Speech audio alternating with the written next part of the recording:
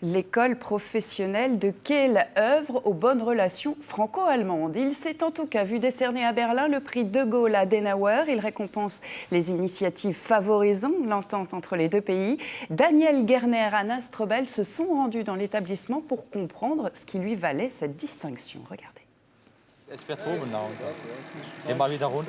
Amaury en pleine explication de texte auprès de ses collègues germanophones. Il est français, mais apprenti en Allemagne, et le moins qu'on puisse dire, c'est que la langue ne lui pose plus aucun problème. C'est vrai qu'au début, on peut avoir l'impression que c'est un espèce de mur à grimper, mais ça se fait. Avec patience et acharnement, on y arrive.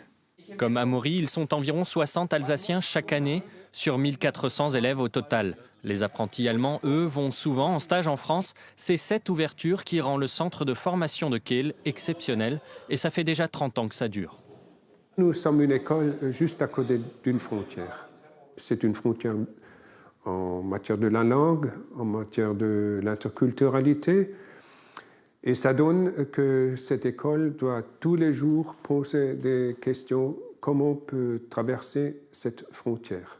Et depuis 2 ans, ce militantisme va bien au-delà des bords du Rhin.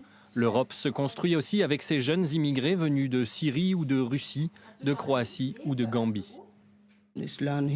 J'apprends l'allemand, le lire, le parler. Et plus tard, un métier peut-être? Oui, j'espère pouvoir faire une formation l'année prochaine. Cette école est vraiment bien. Elle nous apporte beaucoup pour progresser, pour trouver un bon travail et gagner de l'argent. Et fonder une famille aussi.